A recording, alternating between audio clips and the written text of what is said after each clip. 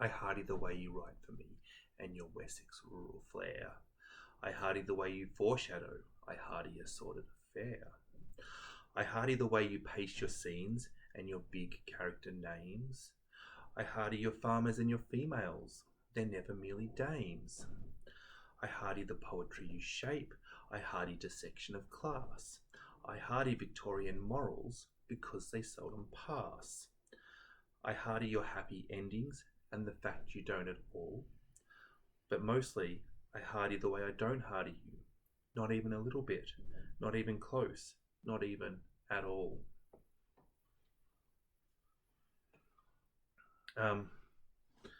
So it's Victober, and I thought it was a really good time to do a video about my favourite author, Thomas Hardy. And I thought I'd be silly and take off the 10 Things I Hate About You poem and make it about Hardy. I don't know why, but I just kind of liked that idea. Anyway, so what I've also got is I've got the 10 things I like about Hardy's writing. I've got the 10 things I like about Hardy's writing the most, or just 10 things I like about Hardy's writing. I don't want to say the most. I don't want to make this video and then tomorrow go, that thing. So I just thought, let's discuss why I love Hardy and 10 reasons why he brings joy into my reading world. Reason number one is character names.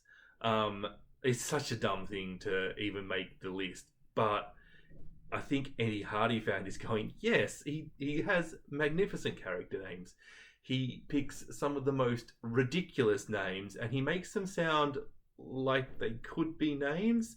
You know, some of my favourites are Diggory Venn, Cytherea Grey, Eustacia Vi, Bathsheba Everdeen. He just, like, these are not names, but they are names. And I think some Victorians really did make ridiculous character names that put a bit of personality into their characters, such as Charles Dickens did it quite a bit. But I think Hardy has taken what those earlier Victorian writers did and really perfected it. And nobody has, I don't think anybody writes as good a character names as Thomas Hardy does. And that brings me into point number two, although it's not quite obvious, but his poetic writing, he actually, like, to put an emphasis on character names and not to pick boring character names for any of his, none of his characters have boring character names. He has good character names and really good character names. And then when you listen to his writing, he's really, like, all of these little details, he's really worked at it and figured out the best way to say things. And, you know, Hardy wrote poetry as well, but he comes across in his writing that he's picked the right words.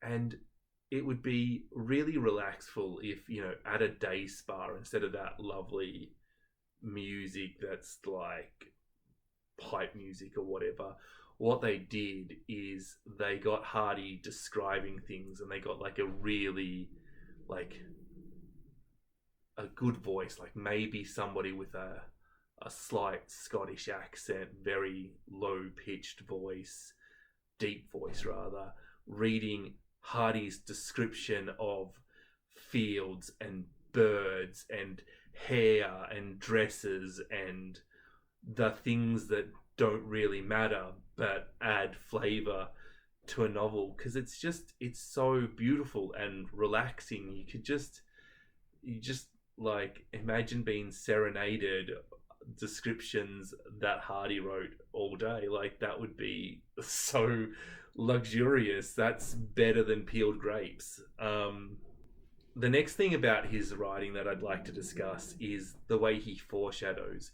I really do think Hardy is the master of foreshadowing. He foreshadows a lot. He foreshadows with a hard iron fist, but then he also foreshadows delicately. He foreshadows things that aren't coming and things that are coming. He creates dread with his foreshadowing, which is one of the best things. You know, every time something bad is going to happen in the Hardy book, you're scared that it's going to happen because Hardy's already told you half a dozen times that it's going to happen. You know, it's and when it does happen, you're not, you know, but you're still, it's still a shock to you, because that's why he's so good. He, you know, Hardy makes you guess the ending that he's going to write. He makes you guess it, and then he rewards you by writing that ending and making you feel like a smarty pants. But he makes it really feel like it's going to fit. You know, Hardy could write the most ridiculous novel ever that makes no sense and is absolutely stupid, but he foreshadows so well that in the end you'll think that it's a great book because you've come to the conclusion that it must be how it's going to end. One of the things Hardy does is if he has some sort of tragedy in a scene, he's very good at foreshadowing it. And so if I pick a fictitious case of somebody stepping in front of a moving vehicle and being killed, obviously this couldn't happen in Hardy's writing because he tended to write about stuff, you know, said his stories 50 years before he was writing in the various story. But there wasn't any cars in his book is what I really mean. So we can, you know, not spoil any books. But in this fictitious case, Hardy's not just going to have this car hit this person and you're going to be, you know, you're not going to think what happened there. You're going to think, you know, you're going to see Hardy first of all talk about how busy the road was and how there was a truck coming or whatever. And then he's going to talk about how the person was in a world of their own and how they noticed this sign for a new shop that had opened across the road that they hadn't seen before. And, you know, and he'll go on one of his lovely descriptive arcs about, you know, this beautiful poster that the person has seen. And, you know, but he's really going to give you, like, he's going to let you put the pieces together, you know, the busy road. He's not looking at where he's going. Oh, he's slipped. This is going to bring me into point number 3. Hardy's pacing inside of a scene rather than as a whole book. Hardy has the ability in this scene where the man is going to be hit by the vehicle to slow it down and to make this take pages and pages and to really have you go, is that what's going to happen? But the very moment that truck hits the man, the very moment that you've decided it has to happen, then Hardy can speed that up and within a couple of lines be talking about the man's funeral a few days later. He's very good at slowing down and speeding up where it matters to him. And I think that that's really good because if you were to reread Hardy, do you ever do that thing where you read a page of a book and maybe you're a bit tired or maybe something's going on outside or whatever and you're distracted and you read a page of the book and you go, oh, I have no idea what's even happened, what character's talking, right? And so you go back to the start and you read it again.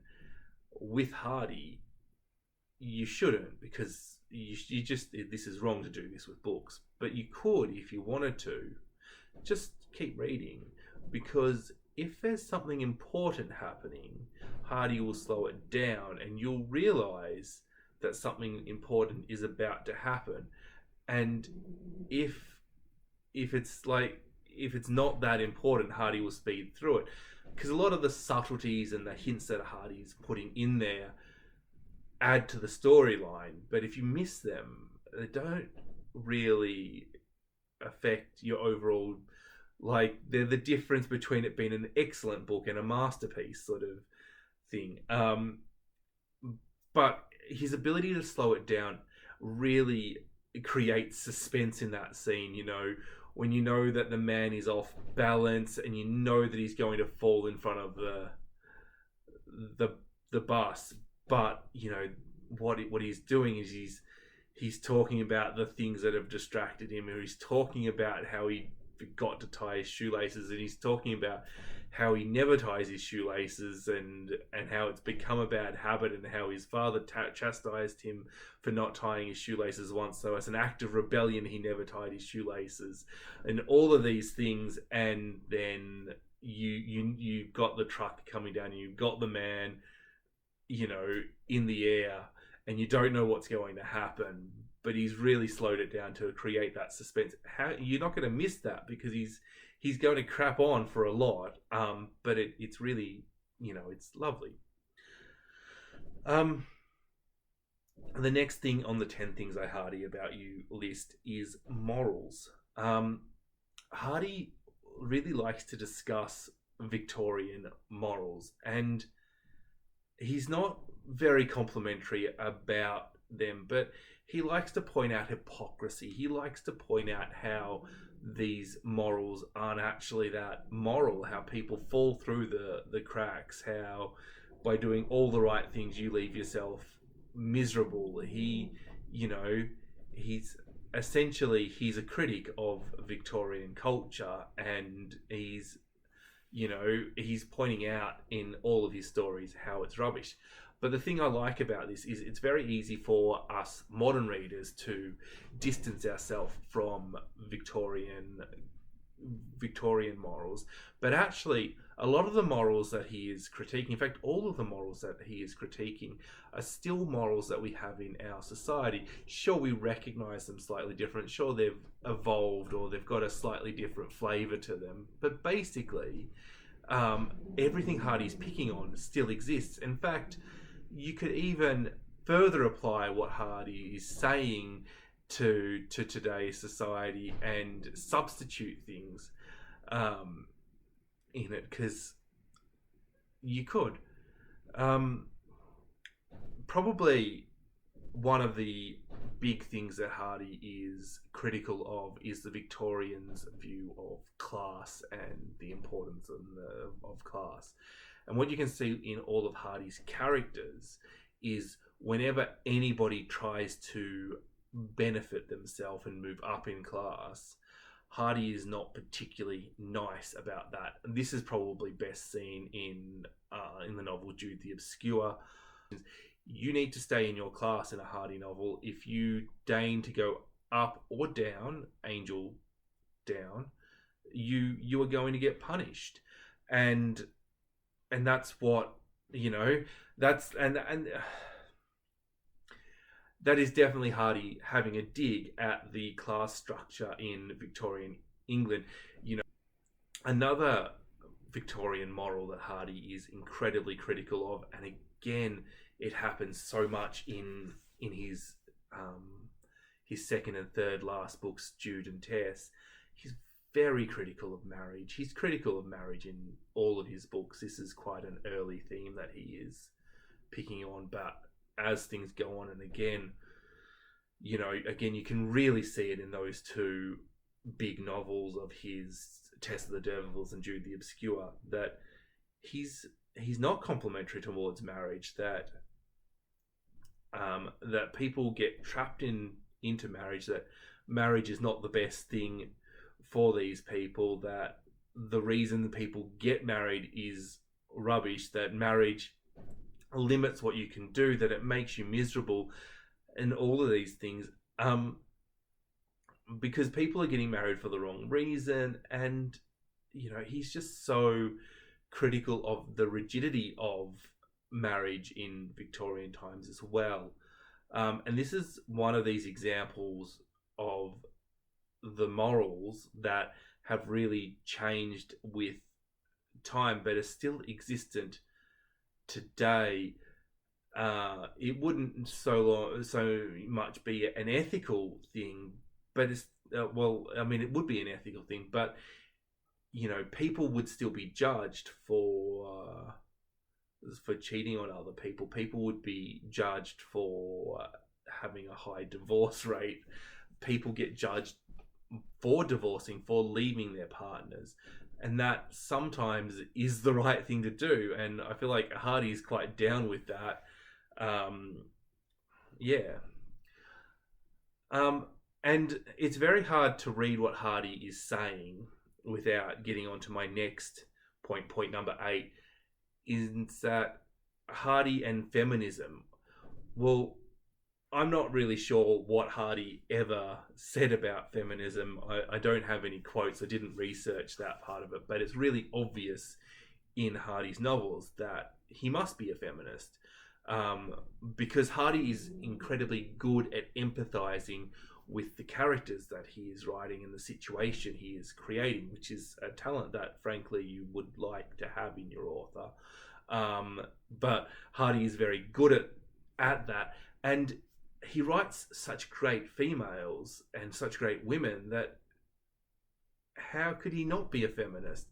He clearly empathizes with the plight that women have. He empathizes with how they're not provided for in some marriages, how they're left to the benevolence of their fathers or their husbands. And it's hard to say that he's not a feminist, because he's definitely arguing that women have a bad lot, and you can see that in his early works too. In Bathsheba, you have this lovely role model for women, but she doesn't have it all her own way. But it works a little bit different for Gabrielle Oakes. So you have you just you just have this lovely. It's definitely an example of something. While feminism in a pre or not even pre, but in a suffragette time to feminism now has certainly evolved. Women are certainly no longer fighting for the vote, but they are fighting to not be killed by their partners at a ridiculous rate, or to get equal pay and all of these things. And I feel like if Hardy was alive right now, he would be writing about these sort of issues rather than the issues he was writing about in the issues of marriage and all. But like, you can see the similarities. Like, it's not an outdated thing that Hardy is saying. Point number 9 I'd like to make about why I like Hardy is his distinct characters. It's very hard to find two Hardy characters that are the same. Hardy writes distinct and interesting characters.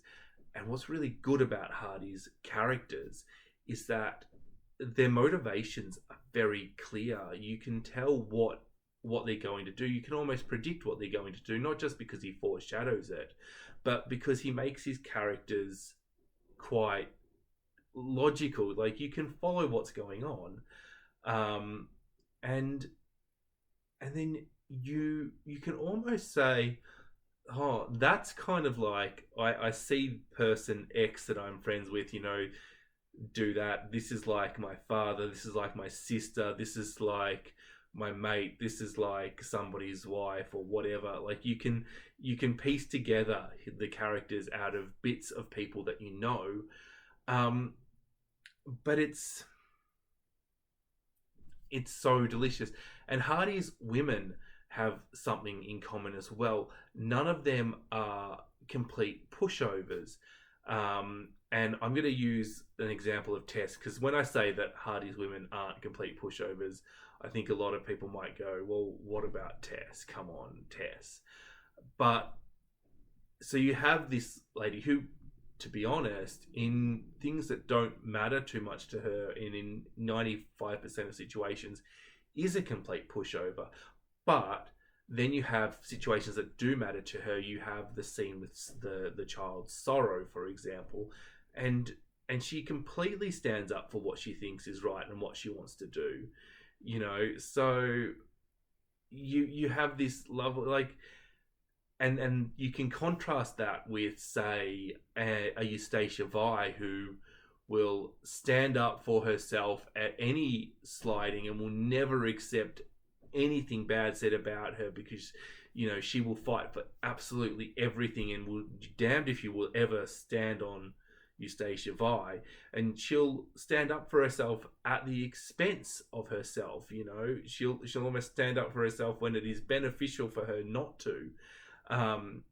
So you have like the two ends of the spectrum there with Tess and Eustacia, but all of Hardy's women stand up for themselves. The very first woman he wrote in one of his novels, Cytherea Grey, is this young girl who, you know, in one of the earliest scenes, she gets bullied by the lady of a house that she's just gone to work for, and she says, well, if that's how you're going to treat me, I quit. You know, it's just, and it's so lovely that he writes these distinct characters, and they're all different, but all the women will stand up for themselves as well, which is great. And now it's time for the last reason I love Hardy. And how can you not talk about Hardy's happy endings? Hardy doesn't do happy endings. They're never happy. Hardy loves to make you miserable. In fact, if Hardy did do happy endings, they would cheapen the novel, because that would not demonstrate his point.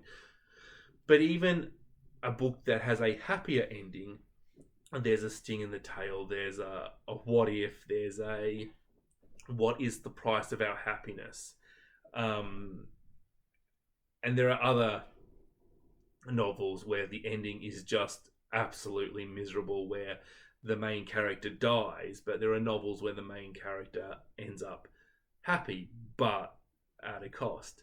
And it's so refreshing to, firstly, you know, when you read a book and you sort of piece together what's going to happen to make a happy ending, you know, it does not good. But with Hardy, you don't know whether it's going to be happy or you're going to be sad, so you don't have that.